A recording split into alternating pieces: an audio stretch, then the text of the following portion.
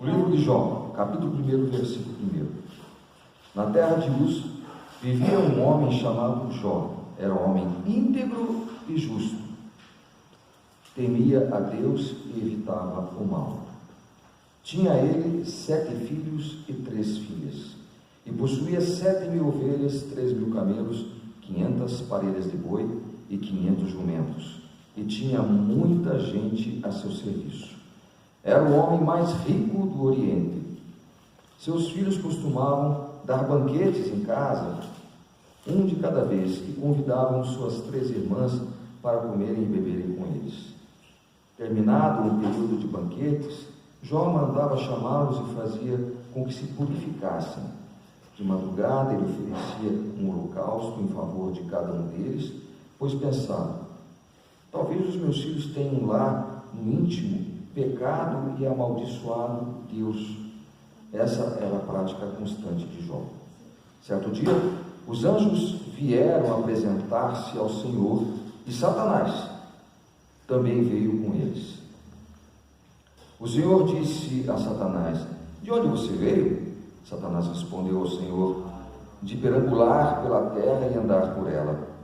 Disse então o Senhor a Satanás: reparou em meu servo Jó? Não há ninguém na terra como ele, irrepreensível, íntegro, homem que teme a Deus e evita o mal. Será que Jó não tem razões para temer a Deus? Respondeu Satanás. Acaso não puseste uma cerca em volta dele, da família dele, de tudo o que ele possui? Tu mesmo tens abençoado tudo o que ele faz, de modo que todos os seus rebanhos estão espalhados por toda a terra. Mas estende a tua mão e fere tudo o que ele tem, e com certeza ele te amaldiçoará na tua face. O Senhor disse a Satanás: pois bem, tudo o que ele possui está nas tuas mãos, apenas não encoste um dedo nele. Então Satanás saiu da presença do Senhor. Nós encerramos por aqui. Pai amado, Senhor dos exércitos, nós estamos aqui diante dessa tua igreja separada, selecionada por ti, Senhor Deus, para entregar esta parte do Antigo Testamento, onde nós temos certeza, Senhor Deus, o Espírito Santo está encaminhando no coração de cada um dos teus filhos e filhas a verdade. Pai, que possamos nós todos refletirmos sobre esta palavra, nos purificarmos diante de ti e possamos, Senhor Deus, seguir adiante, conscientes dos nossos erros, dos nossos vícios, mas na presença de ti, buscando sempre a tua glória, agora e sempre. Que assim seja. Amém. Pode sentar, igreja. Então vamos com calma nesse texto de Jó. A gente está acostumado a ouvir sobre Jó, que era um homem muito rico, o mais rico dele. Ele tinha filhos e filhas, que ele teve paciência, porque muita paciência, porque sobre ele caiu pragas, mas pragas, ele perdeu filhos, perdeu as coisas que tinha, os bens, o patrimônio dele, ele ficou pobre, ele teve paciência até ser restaurado. Também tem essa história de nós, o Batista, o pastor Arlindo de Lopes, escreveu um livro sobre as teses de Satanás. Eu aqui gostaria de chamar mais de inimigo mesmo, eu gosto de pronunciar em Satanás, no diabo, eu gosto. Inimigo. E que teses seriam essas? Se vocês perceberem, prestarem atenção, já no início, o inimigo fala assim para Deus: acaso não puseste uma cerca em volta dele, no caso de Jó, da família dele e de tudo o que ele possui? Tu mesmo tem abençoado tudo o que ele faz, de modo que todos os seus rebanhos estão espalhados sobre a terra. Mas estende a tua mão e fere tudo o que ele tem, e com certeza ele te amaldiçoará na tua face. Ora, o que o inimigo está querendo dizer para Deus? Jó está sendo honesto com o Senhor, nem o Senhor está sendo honesto com Jó. Como assim? Está tendo uma troca aí. vez que alguém chega perto do Senhor e faz um holocausto, ou se faz de servo, ou pede alguma coisa, o Senhor dá. O Senhor quer escravos à sua disposição. E o Senhor, tendo esses escravos, o Senhor concede os pedidos dele. O inimigo acaba colocando em xeque o próprio caráter de Deus. Como se as bênçãos de Deus sobre Jó fosse uma negociação, uma negociada. Você faz holocaustos para mim, eu te dou bênção. E Jó da mesma forma. Vou continuar fazendo as coisas porque estou recebendo, então é desse jeito que tem que ser. Quer dizer, não existia uma intimidade espiritual. O inimigo, o que existia era a relação entre Deus e Jó, era negocial.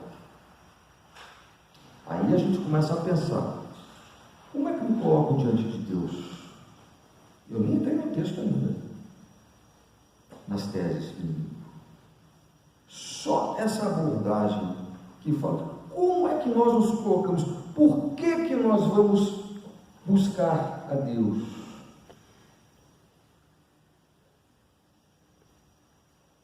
Porque muitas vezes as pessoas ignoram a presença de Deus, não dão importância para a presença dele, ou para a existência de Deus. Mas quando aperta o cerco, alguma coisa nas nossas vidas, nós vamos atrás do quê? De um apoio espiritual. E isso digo assim, a humanidade como um todo.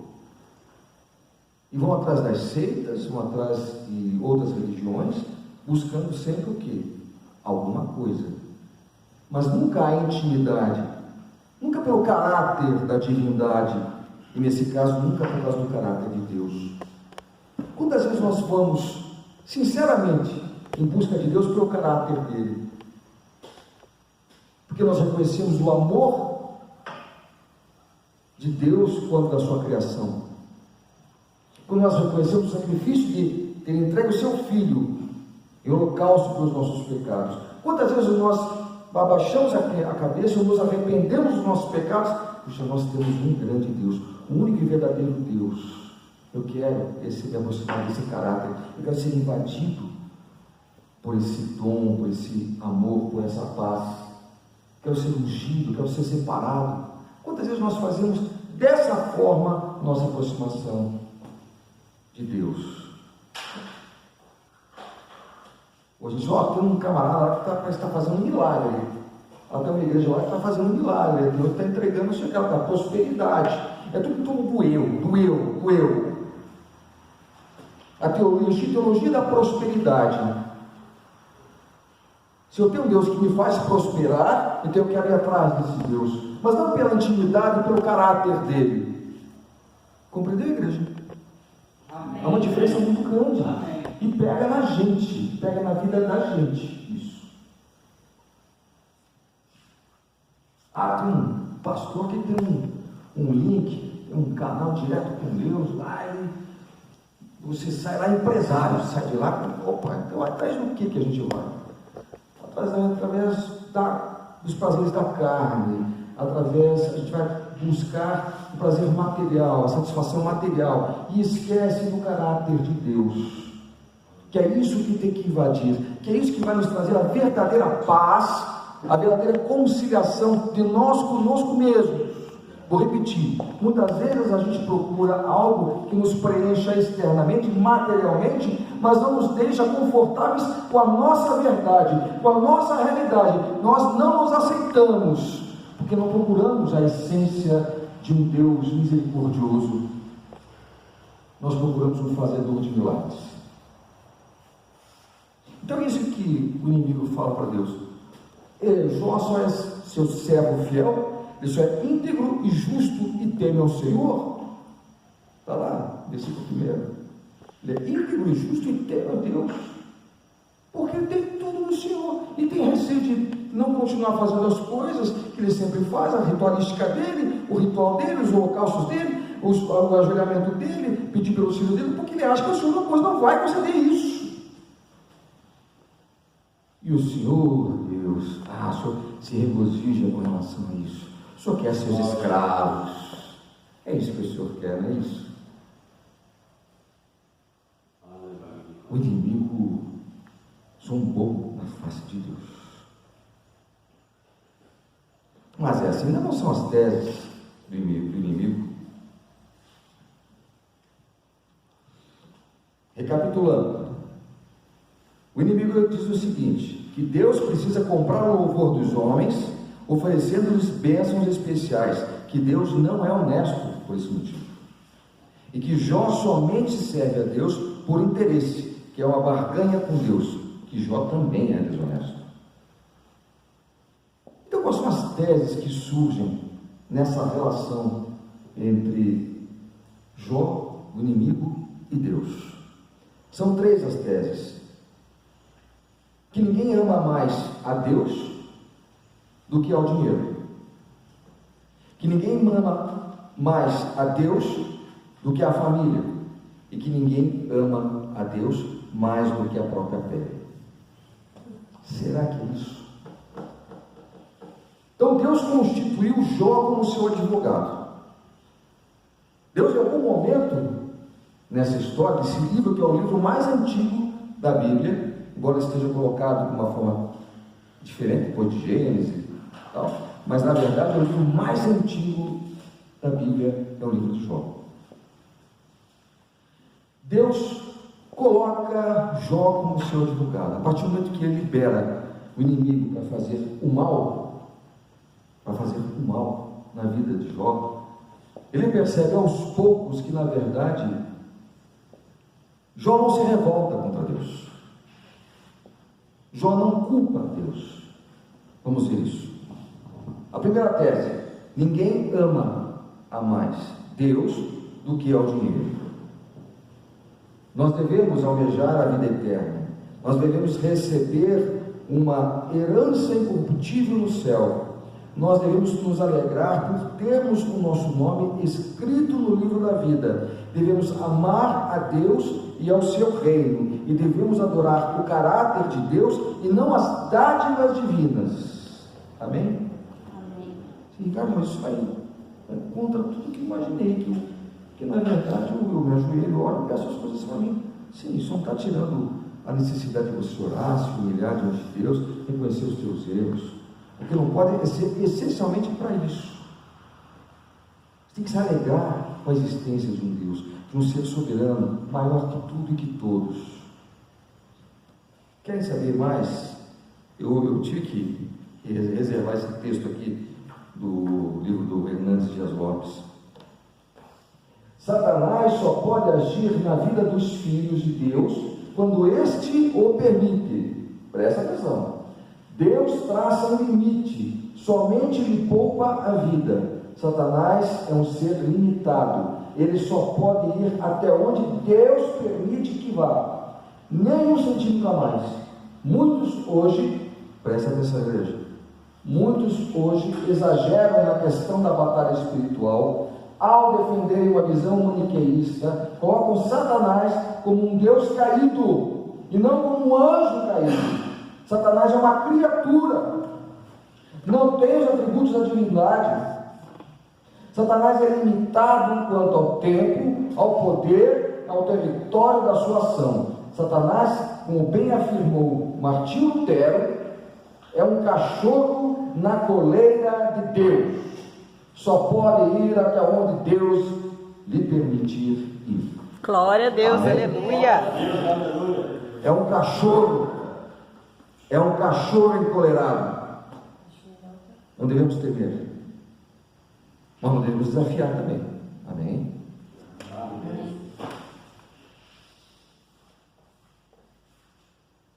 Ninguém ama mais Deus que o dinheiro. Significa o quê? Que nós buscamos sempre não, mas muitas vezes a prosperidade, a riqueza material, e esquecemos, como eu falei para vocês, a intimidade com o caráter de Deus. Tem um trecho aqui em Jó, capítulo 1, versículo 20 a 22, diz o seguinte: ao ouvir isso, Jó levantou-se e rasgou o manto e raspou a cabeça. Então prostrou-se. Saí nu do ventre da minha mãe e nu partirei. O Senhor o deu, o Senhor o levou. Louvado seja o nome do Senhor. Em tudo isso, Jó não pecou, nem de nada culpou a Deus. Amém? E esse foi o episódio quando você perdeu as vacas, os bois, você perdeu o teu comércio, e isso vai se repetir também quando perdeu os filhos dele. Perdeu tudo, mas em nenhum momento Jó culpou a Deus. Saí nu do ventre da minha mãe e nu partirei. O Senhor o deu, o Senhor o levou. Louvado seja o nome do Senhor. Em tudo isso Jó não pecou, nem de nada culpou a Deus. Nem de nada culpou a Deus. É o que muitas vezes a gente faz. Pô, Deus, esqueceu de mim? Você não está me enxergando? A culpa é tua. Não, só porque me desviei, a culpa é... Não. Lá para frente a gente vai fazer uma pequena reflexão em relação a esse aspecto de a culpa ser exclusiva ou compartilhada com Deus. A segunda tese: ninguém ama mais a Deus do que a família. Será que nós amamos muito mais a nossa família do que a Deus?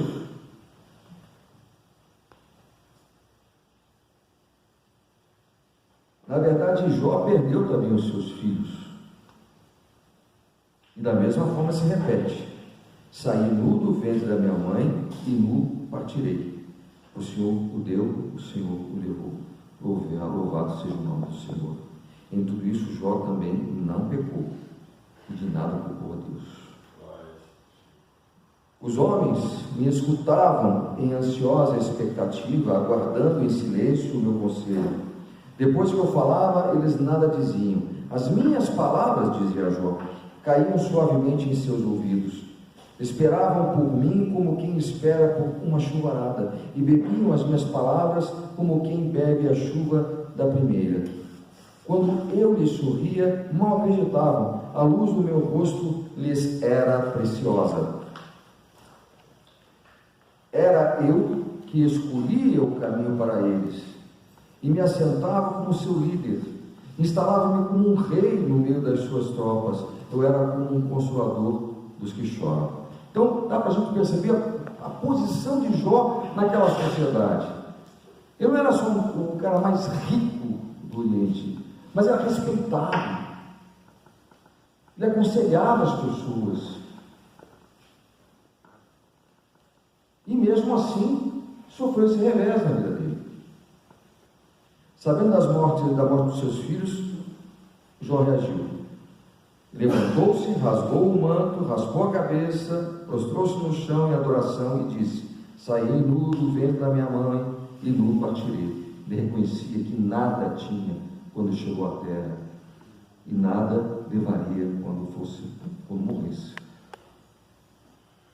A terceira tese e última: ninguém ama a Deus mais do que a própria pele. No outro dia, os anjos vieram apresentar-se ao Senhor, voltando ao texto, e Satanás também veio com eles para apresentar-se. E Satanás o inimigo já estava assim, aborrecido. Consegui tirar o patrimônio deste homem, matar os filhos dele, e ele não fala uma palavra em desrespeito e desqualificando, culpando Deus. Não, tem alguma coisa errada aqui. Então, no outro dia, os anjos vieram apresentar-se ao Senhor, e Satanás também veio com eles para apresentar-se. E o Senhor disse a Satanás: de onde você vem? Satanás respondeu ao Senhor: de perambular pela terra e andar por ela. Disse então o Senhor a Satanás: reparou em meu servo Jó? Não há ninguém na terra como ele, irrepreensível, íntegro, homem que teme a Deus e evita o mal. Ele se mantém íntegro, apesar de você me haver instigado contra ele para arruiná-lo sem motivo. Pele por pele, respondeu Satanás. Um homem dará tudo o que tem por sua vida. Estende a tua mão e fere a sua carne e os seus ossos, e com certeza ele te amaldiçoará na tua face. O inimigo tentando Deus. O Senhor disse a Satanás: pois bem, ele está nas tuas mãos, apenas poupe a vida dele. Saiu, pois, Satanás de sua presença do Senhor e afligiu Jó com feridas terríveis, da sola dos pés ao alto da cabeça. Dá para imaginar isso? Feridas terríveis da sola dos pés ao alto da cabeça. Então Jó apanhou um caco de louça, com o qual se raspava, sentado entre as cinzas. Então a sua mulher lhe disse: você ainda mantém a sua integridade? Amaldiçoe o Deus, esse Deus, e morra. Ele respondeu: você fala como uma insensata, em algumas traduções está como uma louca. Aceitaremos o bem dado por Deus e não o mal? Vou repetir. Aceitaremos o bem dado por Deus e não o mal? Em tudo isso, Jó não pecou com os lábios. Dá para a gente se colocar nesse contexto, tentar pelo menos? A pessoa que está do teu lado, ali para te ajudar, te apoiar, provavelmente a esposa de Jó não tinha a mesma intimidade com Deus que Jó tinha. Porém, ela se beneficiava de tudo. 50-50, 50%. Não é isso? Eram casados, as bênçãos que sobre a vida de Jó, obviamente, ela também. As regalias ela usufruía, e não teve jeito. No primeiro sinal de que o marido estava sofrendo a perda do patrimônio, a perda dos filhos, ela determinou, declarou, decretou, orientou, sugeriu: amaldiçoa o teu Deus. Será que tinha? Ela estava naquele jogo do eu, que Satanás, que o inimigo falava: olha, tem pessoas aí, no caso o Jó, que só está com você porque te respeita, porque você dá coisas para ele. Ela era o exemplo que o inimigo queria apresentar, mas não Jó, não aquele cara íntegro. Amém? E Jó não pecou com seus lábios. Ao final, Deus restaurou a vida de Jó. Vocês conhecem essa história. Agora, igreja, é esse o momento de reflexão. Já estamos caminhando para o final. Um momento de reflexão muito importante. Muito importante. Nós não podemos confundir, presta atenção nisso. Não podemos confundir os desígnios de Deus diante de um homem justo como Jó com as consequências das nossas más escolhas. Compreenderam? Se aconteceu com Jó, eu estou sendo tentado, provavelmente, minha vida está sendo destruída. Então, aí a pergunta que eu faço para vocês, lá do começo: Jó era um homem íntegro e justo, e temia a Deus e evitava o mal. Nós somos assim? Não precisa responder. É uma pergunta retórica. Reflita. Nós queremos ter a mesma sorte e sermos restaurados e sermos restituídos das nossas coisas nos mesmos termos que aconteceu com Jó. Mas eu te pergunto: nós somos como este homem, íntegro, justos? Nós tememos a Deus? Nós evitamos o mal? Ou nós nos corrompemos? Porque livre-arbítrio ele também tinha. Livre-arbítrio Jó também tinha. Mas ele optou pelo caminho da integridade. Esse é um momento de reflexão, igreja. Eu quero ter a minha vida restaurada.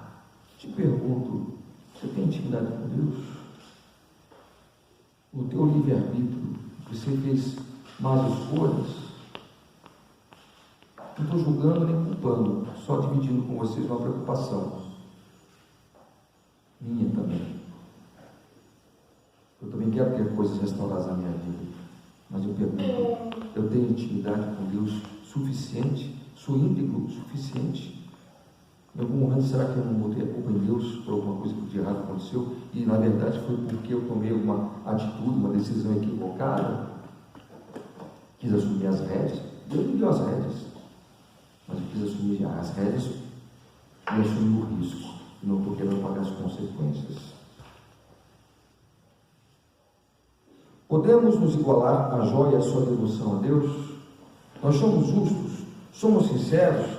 Em uma conversa com Deus, o inimigo, em uma conversa com Deus, Imagine-se nesse contexto. O inimigo ouviria essas palavras sobre nós? Abre aspas. Reparou o meu servo ou a minha serva? Não há ninguém na terra como ele ou como ela, irrepreensível, íntegro ou íntegra, homem ou mulher, que teme a Deus e evita o mal? O que o inimigo ouviria de Deus sobre nós?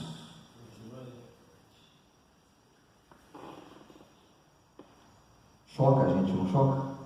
Faz a gente refletir sobre o que nós temos feito com a nossa vida, desde que nós fomos apresentados às Escrituras, desde que nos foi revelado que Deus entregou seu Filho, que se fez homem, se esvaziou, foi entregue na cruz como um bandido, e lá pagou pelos nossos pecados, e ali nós tivemos uma segunda oportunidade para podermos viver na glória com Deus. O que nós temos feito na nossa vida em relação a isso? Será que o inimigo tem razão? Pelo menos em relação a nós? Com relação a Joia não tinha, mas é nós. Isso que me chocou nesse texto, um livro pequeno, leva a gente à reflexão. Sobre isso, quem escreveu o livro de Jó está sendo em dúvida entre Moisés e Salomão, né? Quem escreveu? Essa discussão eu não entrei, né? Não pesquisei, confesso para você. Porque em Tiago e Ezequias fala que ele era descendente de irmão de Abraão. Mas daí se coloca a questão da ser mais um livro mais antigo. Então, hoje, na teologia teológica, eles consideram que hoje como mais antigo mesmo. Quem é o titular, quem foi que escreveu? Talvez fosse Moisés, então. O que você acha?